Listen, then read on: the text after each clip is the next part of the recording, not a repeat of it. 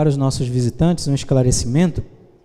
Nós temos a prática aqui na nossa igreja de fazer exposições sequenciais da Bíblia. E desta vez nós estamos expondo o livro de Daniel.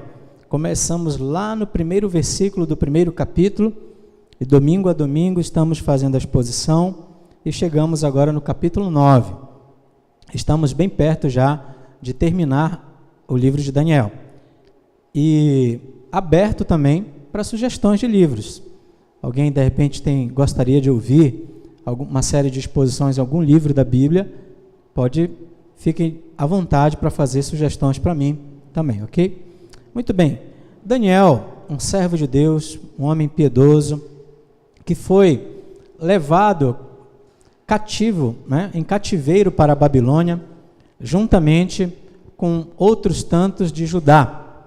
Isso aconteceu no ano 605 a.C., quando Deus entregou o seu povo, por causa da rebelião daquele povo, da rebelião de Judá, entregou nas mãos de Nabucodonosor, que na época era o grande imperador da Babilônia. Nabucodonosor sitiou Jerusalém em 3 estágios. No primeiro estágio, em 605, já levou um grupo de pessoas e Daniel estava no meio. Daniel e outros jovens. Daniel foi para a Babilônia, ele era um adolescente. Depois, Nabucodonosor volta e no terceiro estágio é avassalador. Ele destrói o templo de Jerusalém, ele leva os objetos sagrados, ele destrói os muros, a cidade fica em ruínas. E começa então o período do profetizado cativeiro da Babilônia, que durou 70 anos, de acordo com as profecias de Jeremias. Nós vimos os primeiros 6 capítulos, que eles são bastante interessantes, porque são narrativas, aquelas narrativas que a gente costuma ouvir na escola dominical, quando crianças também, episódios assim impressionantes da ação de Deus, do poder de Deus, dando livramento àqueles servos, livrando Daniel da cova dos leões, livrando os servos da fornalha ardente. E nós, ao longo desses domingos, com a graça de Deus, fomos expondo cada um desses capítulos.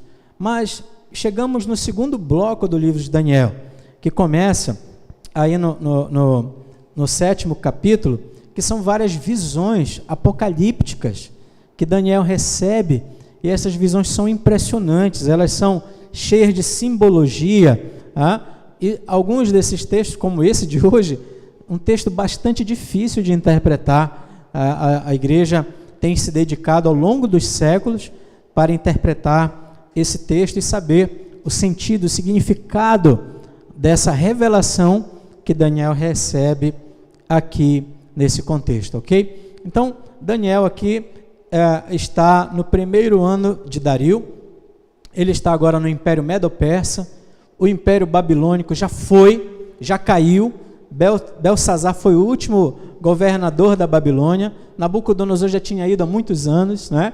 E Deus julgou a Babilônia através do Império Medo-Persa, e agora Daniel, no capítulo 9, nos mostra um homem que está em oração a Deus. Vocês lembram de domingo passado, Daniel lendo as Escrituras, porque ele lia as Escrituras, ele era um homem de oração e de leitura profunda da Bíblia. Ele lendo o livro de Jeremias, ele percebeu que o período do cativeiro estava acabando.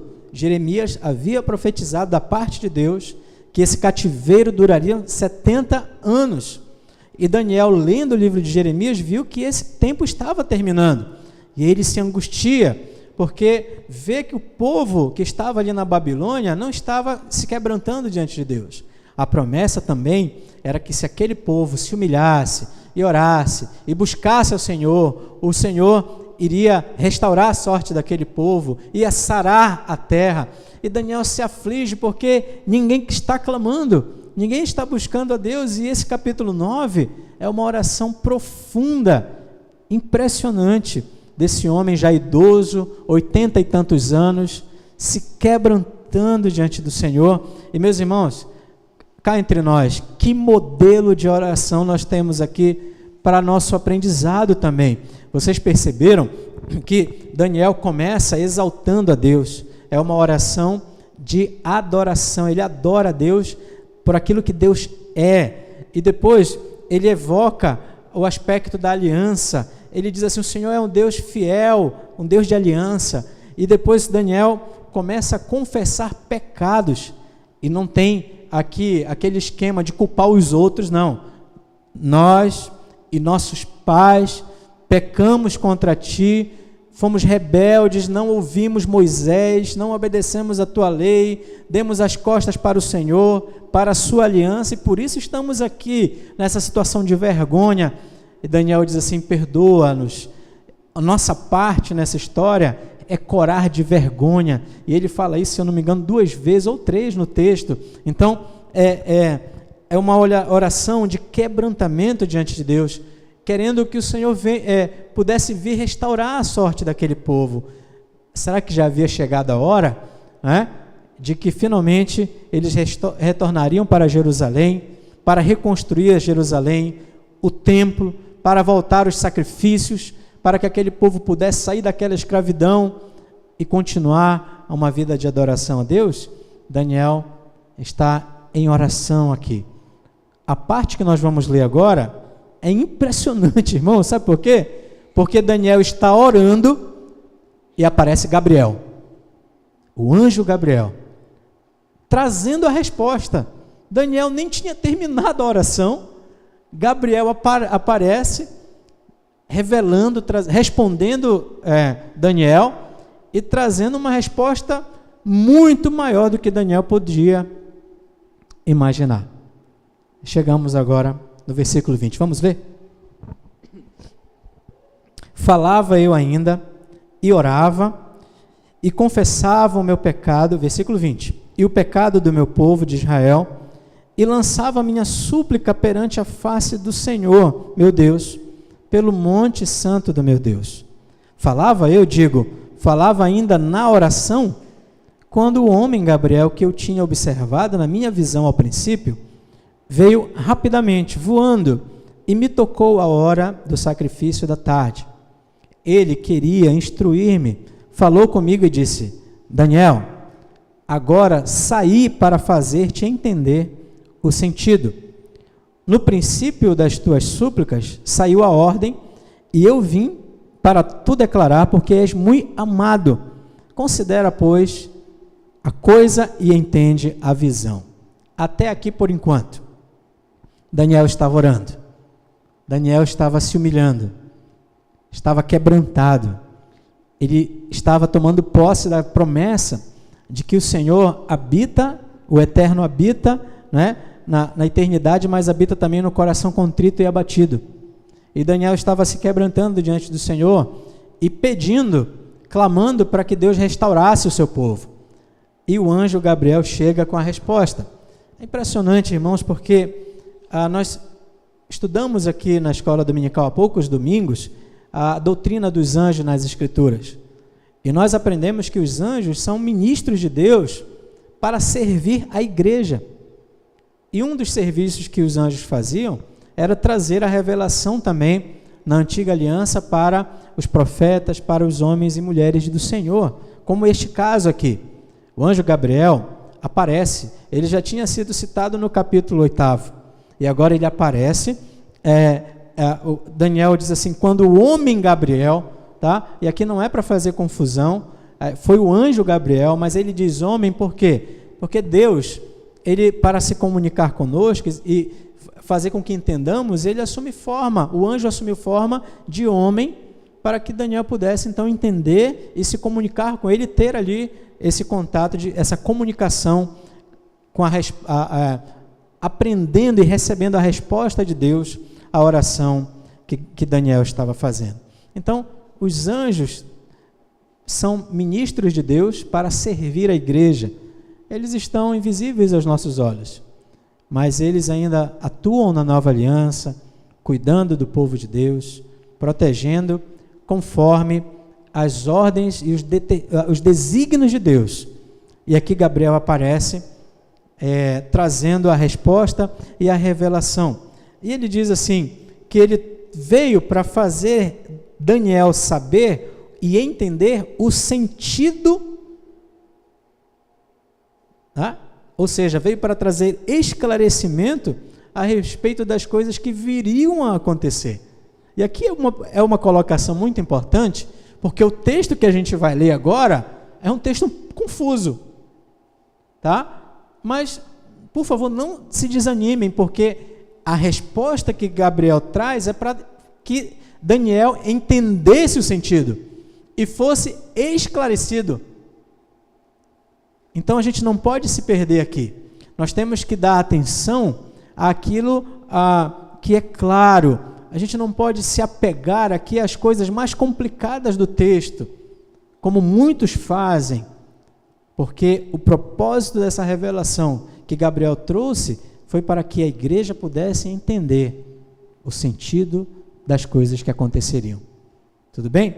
Versículo 24 diz assim: 70 semanas estão determinadas sobre o teu povo e sobre a tua santa cidade, para fazer cessar a transgressão, para dar fim aos pecados e para expiar a iniquidade, para trazer a justiça eterna, para selar a visão e a profecia e para ungir o Santo dos Santos.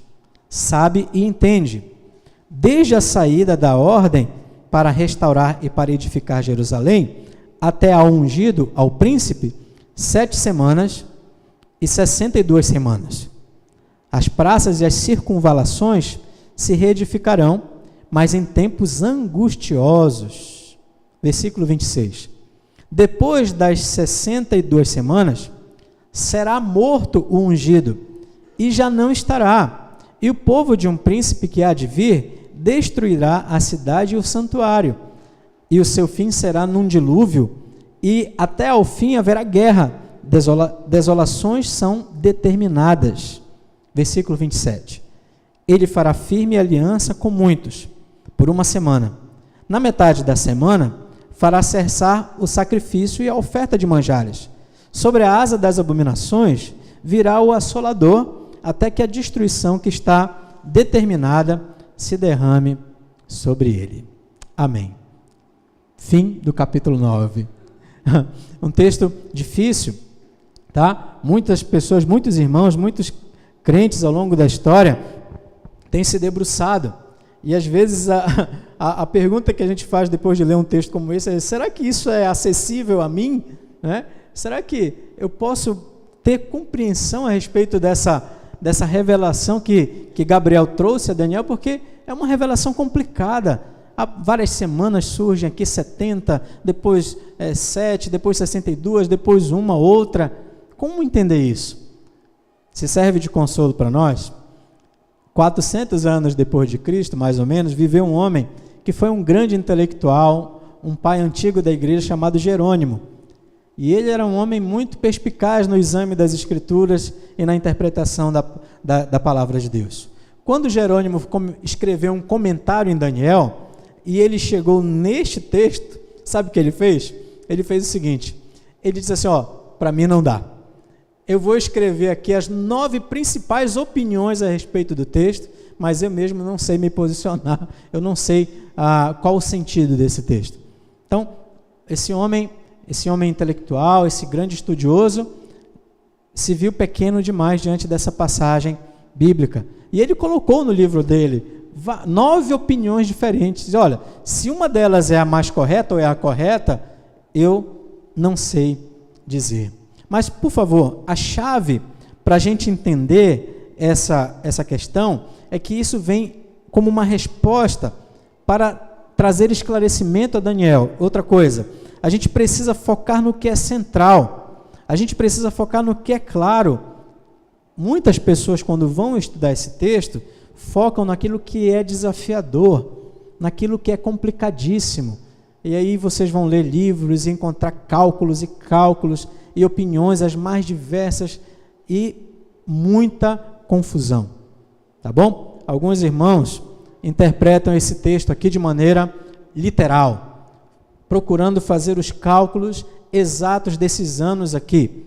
Outros acreditam que a abordagem que mais faz sentido a esse texto é uma abordagem mais simbólica desses textos aqui, tá bom? Vamos trazer aqui algumas orientações com relação a isso. Mas antes disso, eu queria que você abrisse a sua Bíblia no livro de Jeremias, no capítulo 31 de Jeremias.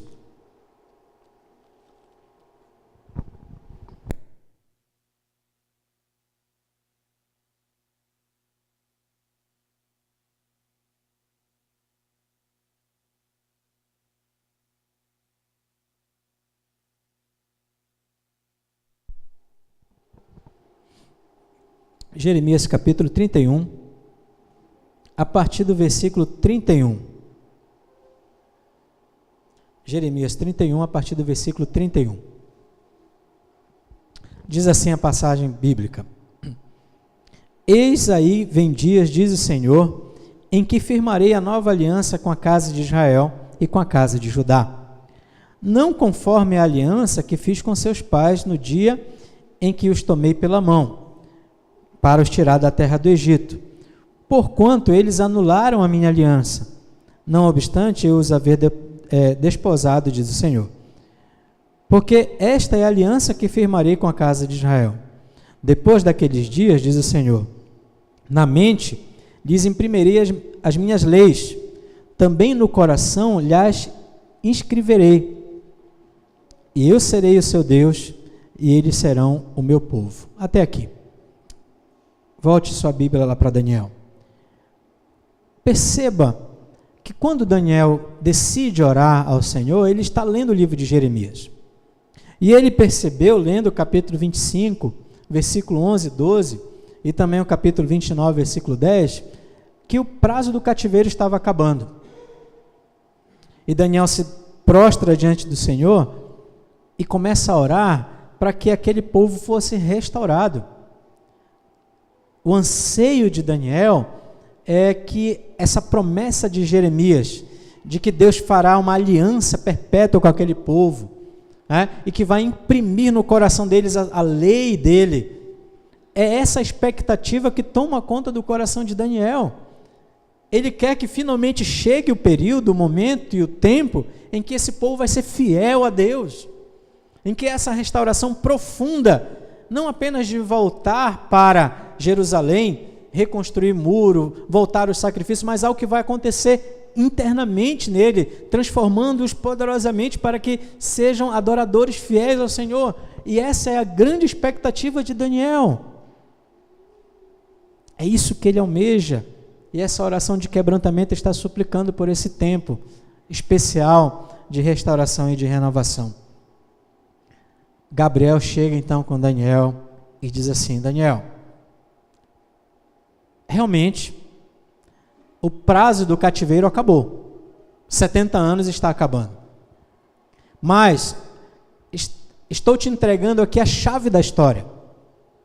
Você pede que essa transformação e essa restauração chegue, mas a revelação que Gabriel está entregando para Daniel mostra que essa transformação poderosa, fazendo acabar com o pecado, com a transgressão, ela vai percorrer por muito mais anos. Daniel não verá isso com seus próprios olhos. Na verdade, nesta revelação também, o anjo Gabriel mostra que momentos difíceis ainda aconteceriam. Mas haveria o dia que o ungido, o príncipe, viria para acabar de uma vez por todas com o problema do pecado daquele povo, do povo de Deus. E aqui está a chave para interpretar o texto. Aí aqui, Gabriel então apresenta para Daniel uma linguagem difícil, né? 70 semanas estão determinadas sobre o teu povo. No hebraico, a tradução literal seria 77. E aí na língua portuguesa colocaram semanas, entendendo que 7 se referia talvez aos dias da semana. Então não se sabe exatamente aqui o significado disso com precisão, mas estudiosos têm há quase que uma unanimidade no entendimento que aqui se refere a anos. Então 70 vezes 7 é a resposta dos anos, das coisas que aconteceriam para que finalmente viesse a restauração perfeita do povo de Deus. Vejam, irmãos, e aqui é interessante, que no versículo 25, Gabriel apresenta uma divisão interessante desse período de 70 semanas, tá bom? Vocês vão ver que essas 70 semanas são divididas em 3 períodos.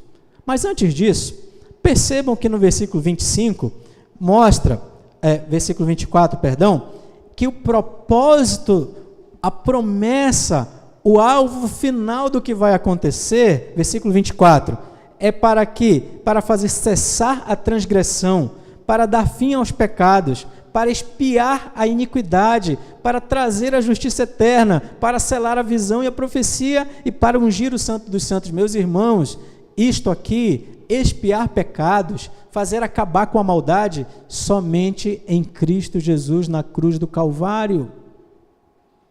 Ele veio para dar a vida dele, para cancelar o escrito de dívida contra a igreja, que era contrário à igreja.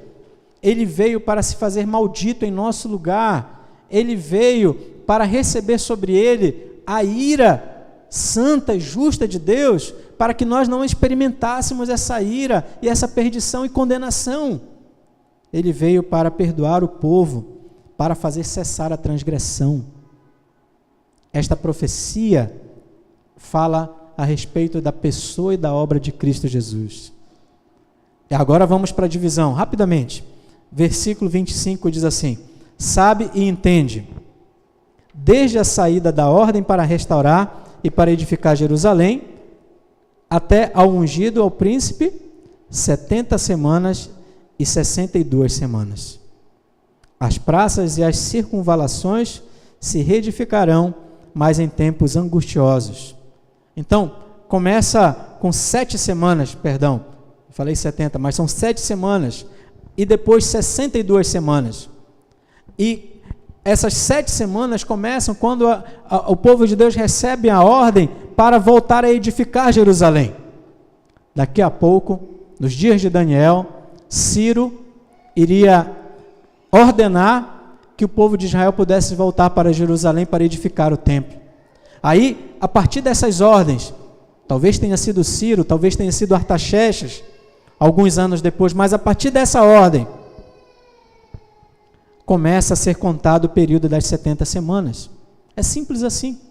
Agora, muitos querem fazer cálculos para saber exatamente a data, fazer as datações, mas irmãos, isso é tão complexo. Por exemplo, o calendário profético usava o calendário lunar. Nós usamos um outro calendário. No calendário lunar, o ano tinha 360 dias. O nosso tem 365. Agora imaginem a confusão que dá. Mas o fato é que o final dessas 62 semanas, dentro desses cálculos, né, vai ser mais ou menos ali 26, 30, 33 anos depois de Cristo. Ou seja, aponta para a chegada do Messias e para a obra dele. Para a obra do ungido, do príncipe, do Messias, enviado por Deus para a salvação. Vamos ler de novo o versículo 25. Sabe e entende, desde a saída da ordem para restaurar e para edificar Jerusalém, até ao ungido, que é Jesus, ao príncipe, que é Jesus, 7 semanas e 62 semanas. As praças e as circunvalações se reedificarão, mas em tempos angustiosos. Aqui é uma referência à construção de Jerusalém.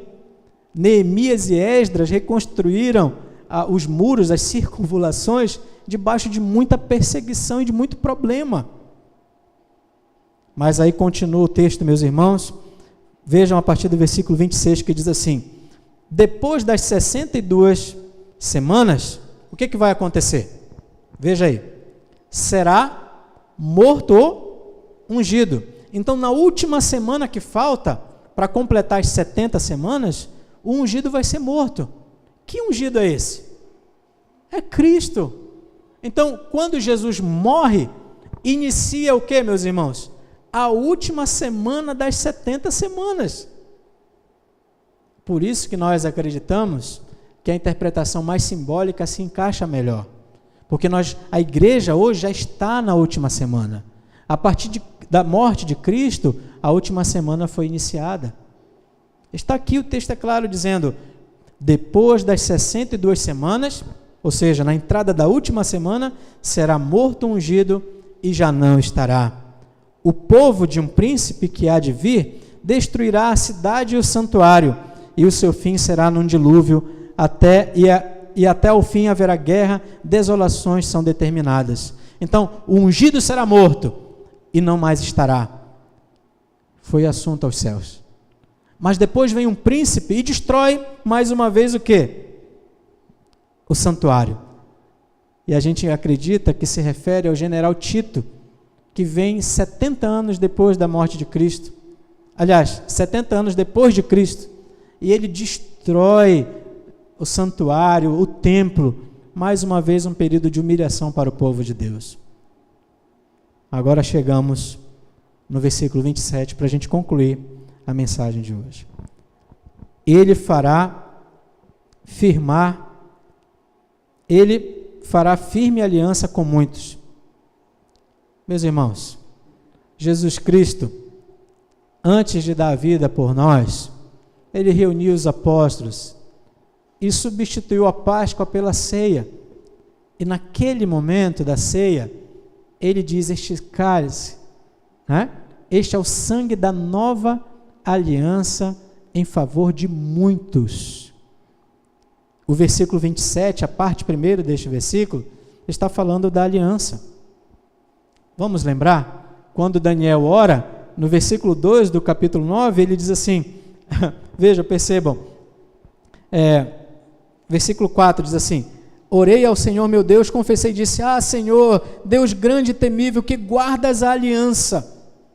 Então, quando Daniel ora, ele chama o Deus da aliança para conversar com ele, para se derramar diante dele.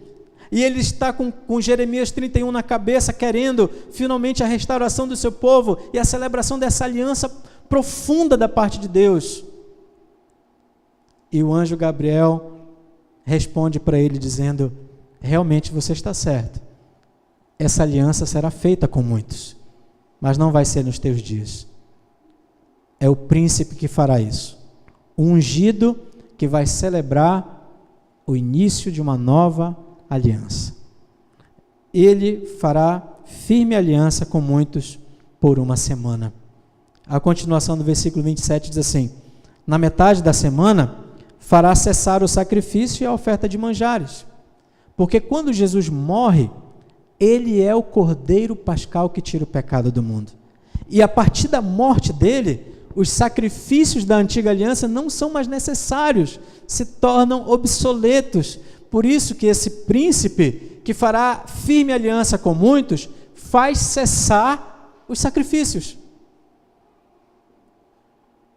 Agora o sacrifício que nós temos que apresentar a Deus é a nossa vida, o culto racional, as nossas vidas consagradas como um sacrifício vivo ao Senhor.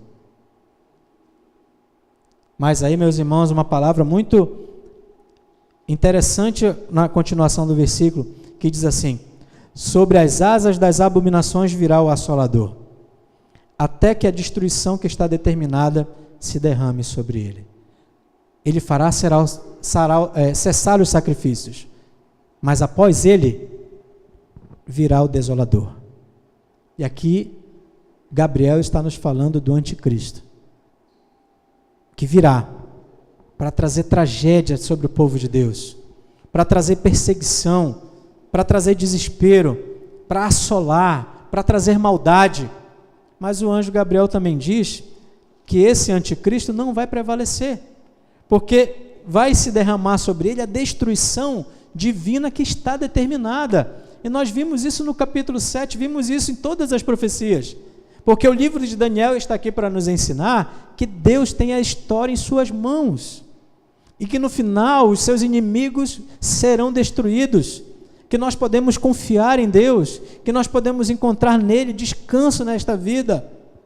Que nós que estamos nessa Babilônia, peregrinando também para a nossa Jerusalém celestial, que nós já fomos alcançados pela obra do ungido, do príncipe, que veio, que deu a vida por nós na última semana, para perdoar os nossos pecados, para nos justificar, para cancelar a nossa dívida, para fazer cessar a iniquidade. nós temos a verdadeira esperança, porque por causa da obra dele, encontramos perdão e fomos reconciliados com Deus. E nós não precisamos temer, apesar de que a igreja vai passar por muitas tribulações, muitas provações nesta vida, e muitos inimigos se levantarão, e aquele no final, que a Bíblia chama de um anticristo, que vai trazer perseguição e desespero, que vai oprimir muita gente, muitos cristãos, mas ele também tem o seu prazo, ele também será destruído. O inimigo não vai prevalecer contra a igreja do Senhor. Meus irmãos, esse é o centro, esse é o sentido da profecia. Essa profecia está aqui para dizer que o Messias virá, e ele veio. Que a obra do Messias vem para justificar o povo, e ele fez isso. Por causa dele, dos méritos dele, da obra dele, nós temos paz com Deus, nossos pecados foram perdoados, fomos reconciliados com Deus, porque ele se fez maldito em nosso lugar, porque o castigo que nos traz a paz estava sobre ele, e pelas pisaduras dele nós fomos sarados. Mas é um alerta também, virá o anticristo, virá aquele que vem para trazer assolação contra o povo de Deus, mas nós podemos saber que ele experimentará a destruição, porque vai encarar a fúria do ancião de dias, e nós vamos contemplar naquele dia, na restauração final de todas as coisas, quando o ungido vier para buscar o seu povo, a igreja, nós vamos contemplar a vitória do Filho do Homem, a vitória do Cordeiro de Deus, a vitória do leão da tribo de Judá, a vitória do nosso Senhor e Salvador Jesus Cristo. Nossa, esse texto, às vezes a gente vê irmãos estudando e ficam com medo, mas esse texto não está aqui para trazer desespero para nós. Esse texto está aqui para dizer que nós devemos louvar a Deus com alegria, porque Ele é fiel, Ele tem a história nas mãos dEle, e as coisas estão se cumprindo. Esse Deus é o verdadeiro Deus, porque Ele tem a história nas mãos, e os decretos e os desígnios deles estão se cumprindo, e as nossas vidas estão protegidas e guardadas por este poder. E aquilo que mais nos ameaçava, que era o nosso pecado, o ungido veio para resolver. O anticristo vai trazer mazelas para o povo de Deus, mas ele também será destruído. Esse texto é um texto para dar esperança para o seu coração. Esse texto é para que você seja animado a buscar a Deus nas provações que você passa. Esse texto é para que você busque a Deus com humildade quando você passar pelas ameaças desta vida, pelos inimigos que querem perturbar a sua alma, desviar os seus pés, ameaçar a sua casa. Esse texto é para que você seja animado a confiar em Deus, que tem a sua vida nas mãos dEle e a sua história nas mãos dEle, e faz com que você seja em Cristo mais do que vencedor. Esse texto é para trazer paz para a igreja, para trazer conforto para a igreja, para nos incentivar a perseverar na nossa caminhada, na nossa peregrinação aqui. Foi impressionante a resposta que Deus deu a Daniel. Nem sempre a resposta que a gente recebe de Deus é a resposta que a gente quer, mas com certeza Ele pode fazer muito mais do que pensamos e imaginamos, e isso aconteceu com Daniel. Daniel, a restauração está chegando, você não vai ver, mas você será contemplado por ela, porque o príncipe, o Messias, está vindo com toda a sua glória para salvar o seu povo. Bendito seja Deus. Acabamos então Daniel capítulo 9, no próximo domingo, se Deus permitir, Daniel capítulo 10, durante a semana os irmãos já podem ler, se preparando, para que a gente possa, com a graça de Deus, estudar mais esse capítulo das Escrituras Sagradas. Vamos fechar nossos olhos? Vamos orar, vamos falar com Deus.